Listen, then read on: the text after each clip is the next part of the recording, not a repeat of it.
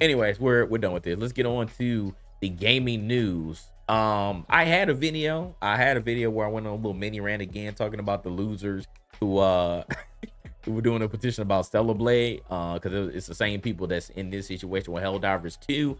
But literally, as I was about to drop that video, this news dropped that the Helldivers 2 community stepped up. Helldivers 2 community stepped up in a major way. So let's just bring the backstory just in case if you're unaware of the situation. But Sony was, for the Steam players, for the PC players, they were going to make it mandatory for them to sign into PlayStation Network. It's optional right now, but they were going to make it mandatory for all PC players, Steam players, to have to sign into PlayStation Network. And they claimed that it was so that they can get rid of the cheaters and grifters. So that was supposed to be the situation. But the community stepped up in a major way. And now the Sony announced that they canceled their plans to force a PSN account on PC players after the community shared their frustration online. So you see what happens. You know, there aren't situations, and I said this on the last video, or last stream I should say, but I said that I actually agreed that this was messed up, because there are some Steam players, PC players, who don't own a PlayStation, have never owned a PlayStation, and don't have a PlayStation Network account. So they should not be forced to create one just to play this game, especially if they didn't have to before. I fully agree with that. This is the one thing that I agree with. I don't agree with you losers talking about Stellar Blade in two outfits. Like I said, y'all are still losers. You know, y'all are still closet dwellers, and you don't see girls. Like, I still say that, and I'm sticking on it. I'm standing on it. Y'all are freaking losers, but this was good. This was great. This was great for y'all to band together and get some change going on. Now, the 2K community, I keep telling y'all, man, y'all better get it together. Y'all see what is going on. I think that, like, y'all need to look at this. Y'all need to look at this as a good case study on what can happen when you put the pressure on the developers, on the publishers, and the companies. Like, things can happen if you do it the right way. If you do it the right way and express your frustrations, things can get done. Stop buying these games. Stop buying VC. Stop accepting the bare minimum. As soon as this news came out that it was going to be mandatory, the game got bombed to hell. The player base fell. And even because I wanna note here, because you know, you think that the developer was, you know, behind it, but this was Sony. So the Helldivers 2 boss, he said he was impressed by the player's willpower in reversing the network requirement. So the creative director said that he was impressed.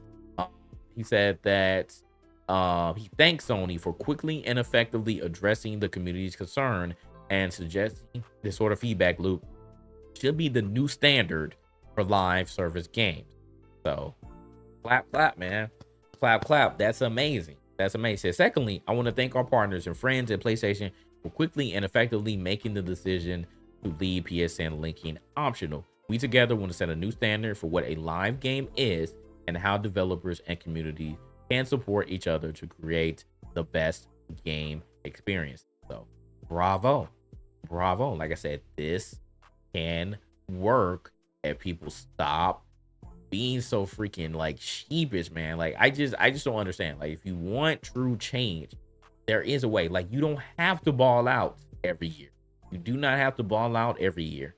I know that it's the only basketball game, but you can vote with your wallet. Trust me. If the game got downvoted to hell, if there was a very small player base, if you express your concern with the current formula of 2K and other games like this that use predatory tactics, you can get change.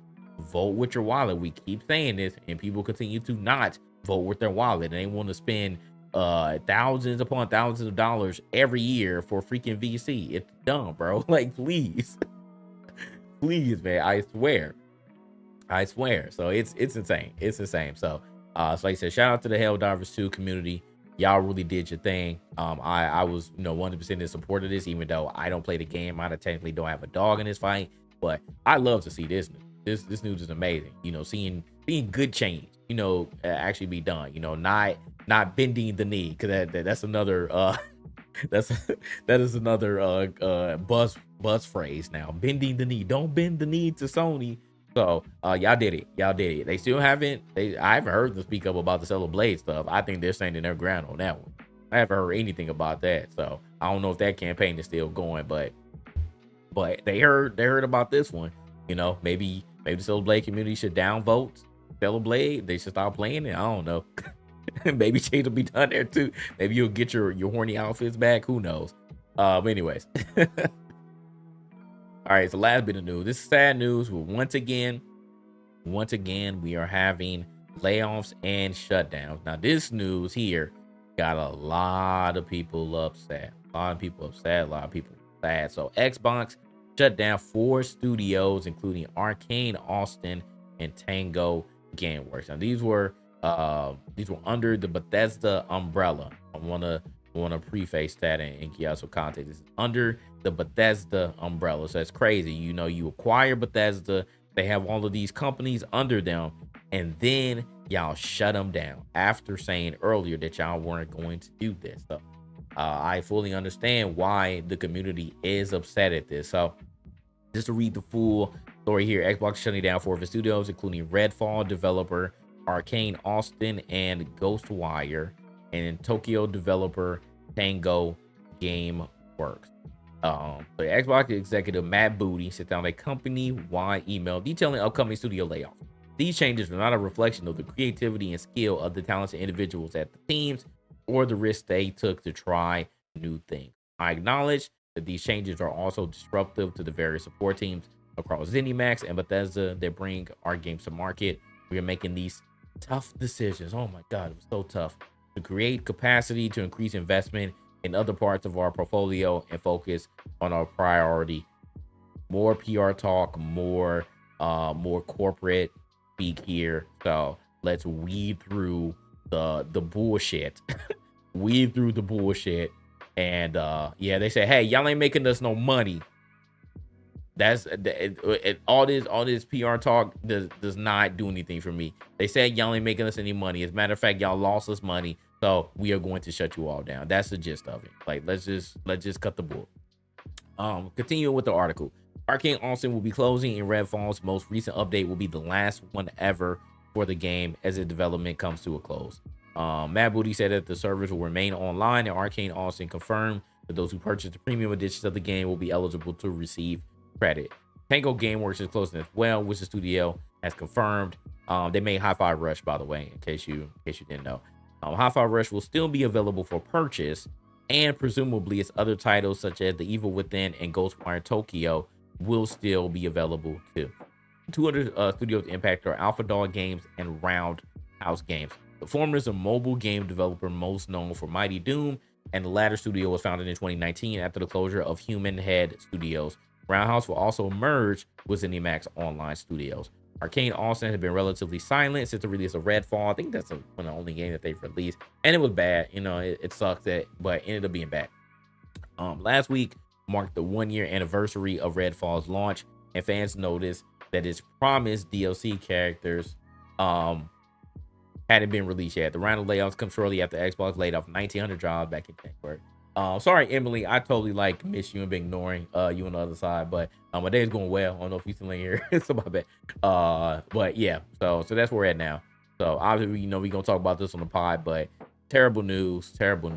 I don't think that studio should be shut down just for this, but this is what all of these executives have been deciding, like across the board at any studio you can imagine, any company that you can imagine. They're doing whatever they can to cut costs.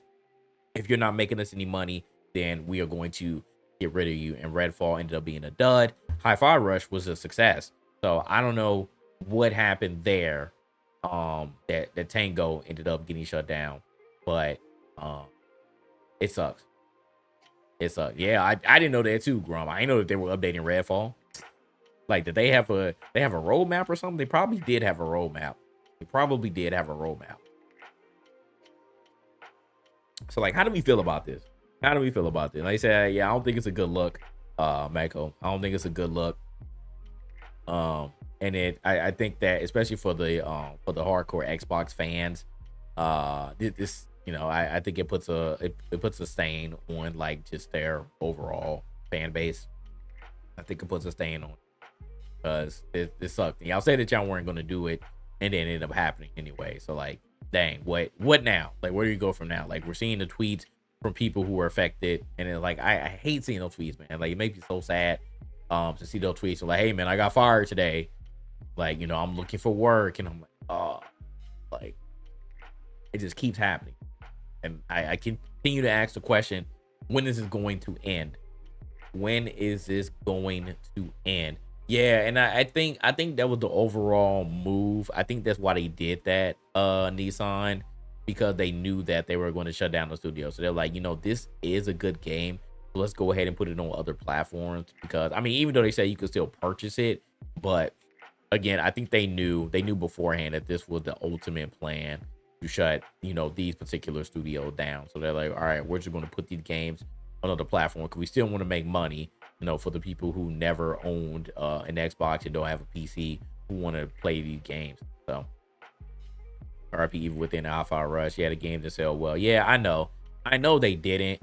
And again, that just goes back to the bottom line. You're not selling well, then get out of here.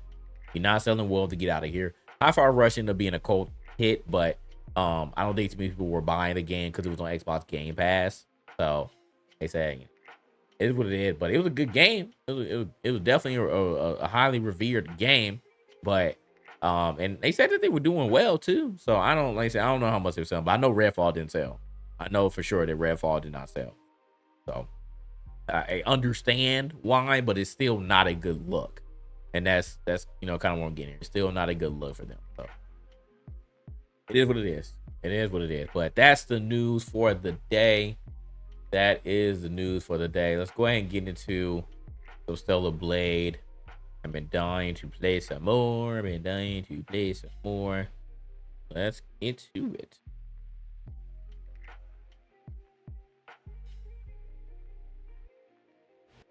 You don't remember if Hi-Fi Rush had a lot of promo? It didn't. It came out of nowhere. Hi-Fi Rush came out of nowhere. It had no promotion. I don't think it was on TV at all. Like, it just came out and people just gravitate toward it, word of mouth, like, helping that game out immensely. Yeah, it ended up helping it out immensely. So I like it. Like, whatever marketing budget, I think they had very little if there was any marketing